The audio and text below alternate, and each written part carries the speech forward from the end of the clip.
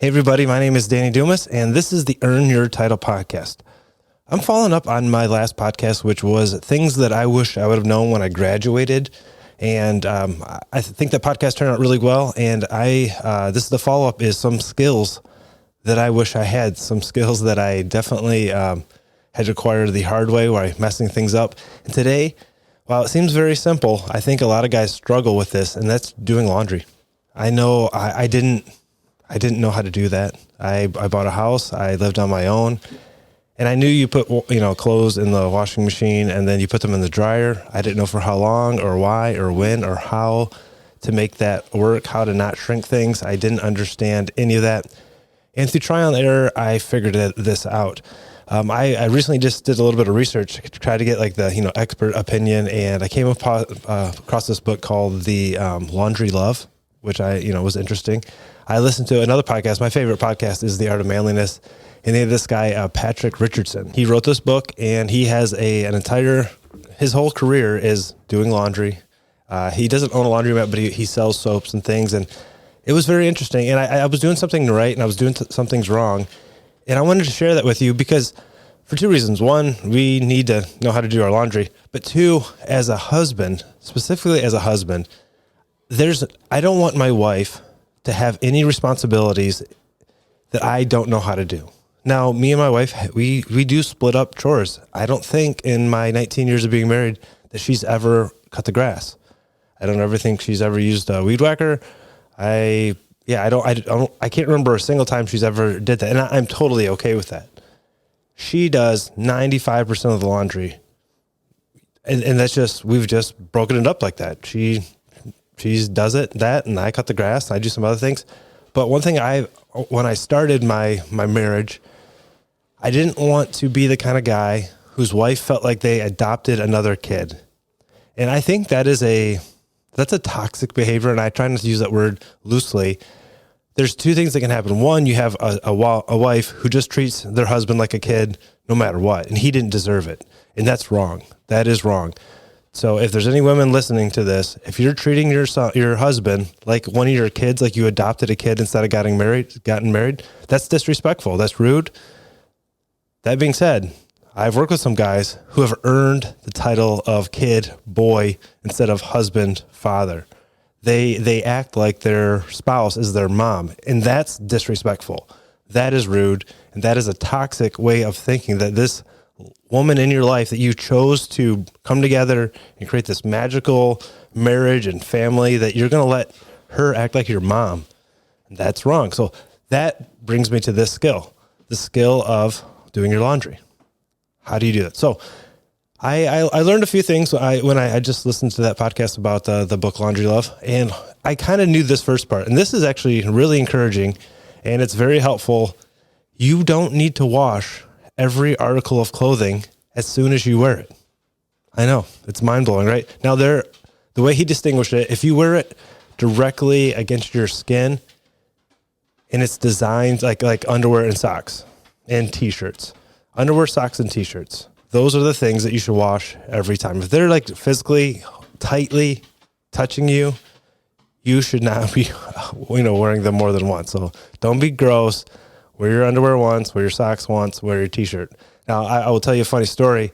When I was a younger man, I was mountain climbing, and I went on a long, 10, 12, 14, 15-day trips. And someone asked me, like, well, how'd you bring underwear for that long? I'm like, what are you talking about? Like, you bring 14 pairs of underwear? I'm like, no, you can't. I'm like, you bring 2. They're like, that's disgusting. I'm like, no, there's a system. You go inside, then you flip the inside to the outside. So then you do that. That's day one. Then you put your second pair on. You let your other pair air out, so inside, outside.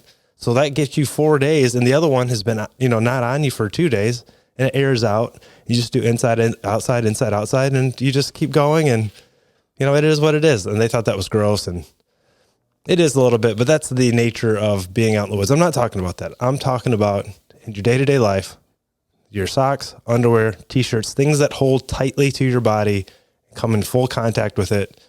You should wash those every day. But things like jeans that fit loosely, and I won't speak to the fashion trend of the skinny jeans. That would be probably something you have to, work on yourself. But things that fit somewhat loosely, like jeans, you can go 4, 5, 6 wears, which might be a month worth of using that item without washing it. Button-up T-shirts, things that don't fit tight, or button-up shirts, polos, smell the armpits. If they don't stink, hang them up. They're probably fine. Now, for like the lighter dress shirts, look at the collar. If the collar's dark, discolored, then wash them. So step one is figure out how often you need to wash things, and it's not every day. Like a towel that you get out of your shower, you're completely clean. You just wash off, you dry off clean water off of you once a week. Bedding every other week. You're in that quite a bit. So step one, don't wash things every single time. And I think when you're newly on your own, or your mom did all your laundry, you didn't care. Wash it, put it in the dirty clothes, wash it, put it in dirty clothes, because they magically appeared folded. But that's not fair to your spouse. Your spouse is not your mom. That's important. So step one, don't wash things every time. Step two, if you read the label on clothes, it's super confusing. They're like cold water, tumble dry. What does all this mean? This guy, Patrick, he said wash everything in water that's at least 65 degrees or warmer. Doesn't have to be hot. Probably shouldn't be cold. And even the cold water, when people are saying wash it in cold water, they're assuming that water is above 65 degrees. Now, depending on where you're at, if you have a well versus municipal water supply, that temperature of water could be very different. And so you want to wash it in warm water. The reason being is the soap and the detergent won't dissolve as easily if you're using cold water. And the standard is above 65. So even when your shirt says wash in cold water, it's assuming that the water is above 65 degrees, which when you think about cold versus hot, like 33 degree water, we know is really, really cold. It's about to be ice. So we kind of think of that as cold water, but tap water, if you were to get into a lake that's 65 degrees, that's really cold. You won't stay in that water for very long. So water that's over 65 degrees, and for most washers and washing machines, that's actually the warm cycle. They're coming out with new machines that actually will be like 65 degrees. It's set. It's tap water's coming in. They're getting it right to that above 65 because the detergent will go away. Which brings me to detergent. What should you use? He recommends there's only 2 things you should be adding to your washing machine. That is 1 to 2 tablespoons of laundry detergent. And he actually he recommends laundry soap, which is just a slightly different way of making the cleaning product, but just 1 to 2 tablespoons.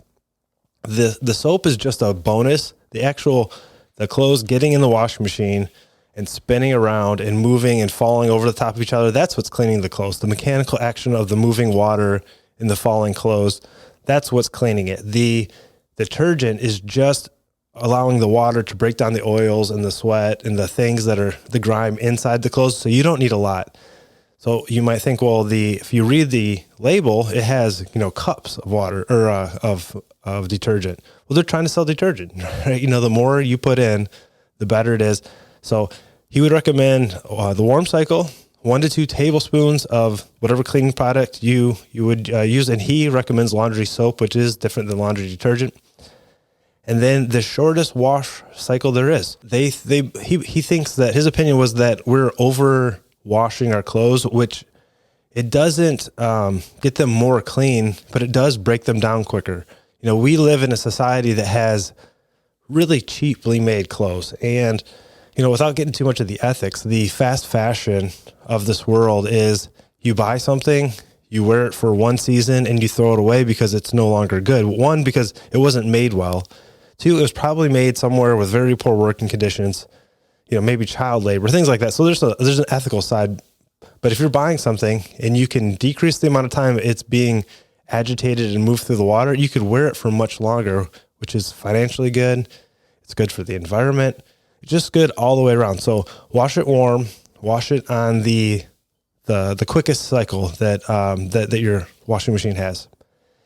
When you're putting it in the washing machine, there's front loaders and there's top loaders. If you have a top loader without the little thing in the middle, the agitator in the middle, something that it took me a little while to figure out. We just got one. We hadn't had one before. You have to create like a donut in the bottom of that so that when the clothes start to spin and drain, if there's not a little thing in the middle, like an empty spot, the clothes get all mangled up. And then I don't know if you've ever sound like, your washing machine is in a fight when it's shaking left and right and bouncing all over. It's because the clothes aren't balanced. So you need to balance your clothes. You need to spread them out and make a little donut in the middle. If your washing machine has an agitator, that thing in the middle, that is doing that job for you. So you obviously can't stick things there. Pros and cons. He recommends a front-loading washing machine. I don't have that. I've never had that. But the action of the clothes falling through the water as it's spinning, that's what's cleaning your clothes, and that's what he would recommend. So that's how you load your washing machine. Now, whites, blacks, or darks, colors, what should you be putting? How should you be? The mix, sorting. Is very, very, very simple process. Is you want to put things that are similar in color together. So colors could go together, whites could go together, and really darks could go together. Just three groups. You don't have to get like reds and reds. If a yellow can go into red, but basically separate your whites, your darks, and your colors, and those would be your 3 loads. Something that he doesn't recommend, and when talking about whites or towels specifically, is using bleach. Now, something I didn't realize prior to getting this information was that when you bleach something, you remove all the dye, or you can remove dye from your whatever you're washing. And I would think we use white towels because it's easy to clean and you can bleach them to get them super clean. What I didn't realize, and I've actually, when I thought back about it, it made sense, is the whiteness of your towels. If you have a white towel, that's not a natural cotton white. Natural cotton white is way more yellow. So when you're adding bleach, as it removes some of the dye, they actually dye those white, and you're removing that. So you get that kind of just pale yellowish looking, kind of looks almost dingy and dirty. So don't use bleach. He doesn't recommend bleach at all. The one type of bleach he does recommend is the oxygen bleach, which would be think of OxyClean. That's a very common. If you're using the sporting gear, so you have the Under Armour, Nike, polyester style of activewear, and you're sweating in it a lot, adding a little bit of the oxygen bleach will remove the sweat. It gets inside, it breaks it down much better. Because I don't know if you've ever had the experience of not like having your gym bag and you leave one of those activewear shirts in there. They stink so bad, like it is bad. And one of the things that really helps is the oxygen bleach.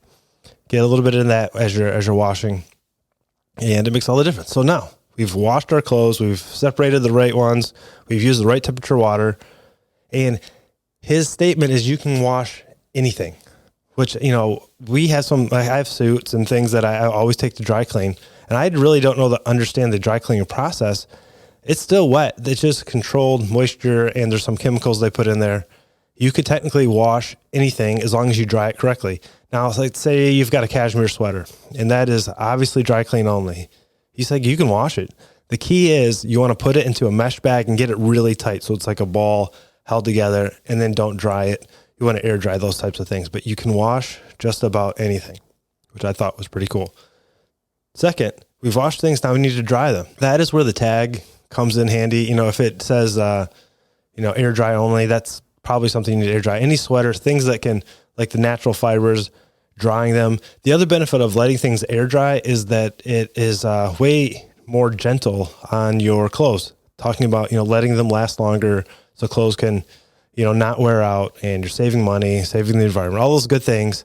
By not drying your clothes in the drying machine, you can buy yourself some time. But if you do decide to dry them, one thing he doesn't recommend is fabric softener. The sheets, he doesn't recommend that. And what happens, and I didn't know why this happens. We have truck towels at work where we dry the fire truck after we wash it. And I just assumed these towels were just the crappiest towels you've ever bought because they don't absorb water. They just kind of move it. I'm like, these towels are terrible. Well, we always use the fabric sheets. Those little fibers get inside and they actually block they remove the moisture absorbing property of your clothes. They get inside them, and that's how they work. They bond to the fabric. I'm like, that makes so much sense. And we do that all the time, and our towels don't work. So don't use dryer sheets. Well, what can you use? Well, if they sell these wool balls you can throw in there, and they bounce around and they help soften up your fabric.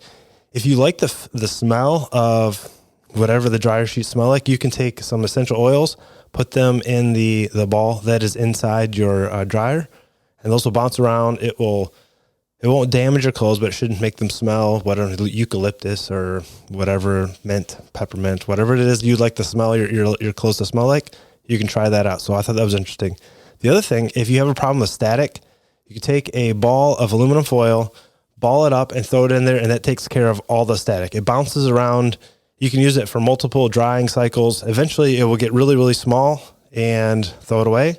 Throw another one in there, and you've got static-free clothes.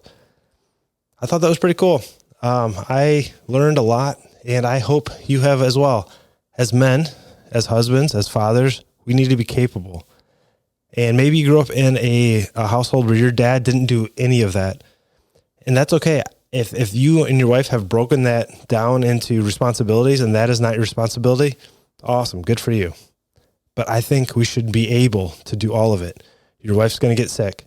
Your wife's going to get tired of doing laundry. She's going to leave. We should be capable. And knowing how to do the laundry is one way to be capable. If you would like to just, maybe expand your horizons, if you have some goals and dreams and you want some help, I want to help. Please reach out to me. I'm looking for just a couple guys to help hold accountable for. I want to have some one-on-one interaction and just help you get your goals. This is completely free of charge. I just want to help. I'm going to put my contact information in the show notes. Reach out to me. I'd love to talk to you. I'd love to help you. I'm not going to do your laundry though. Maybe I can give you a little bit of advice or point you in the right direction. So again, my name is Danny Dumas, and this is the Earn Your Title podcast, and I will talk to you later. Bye.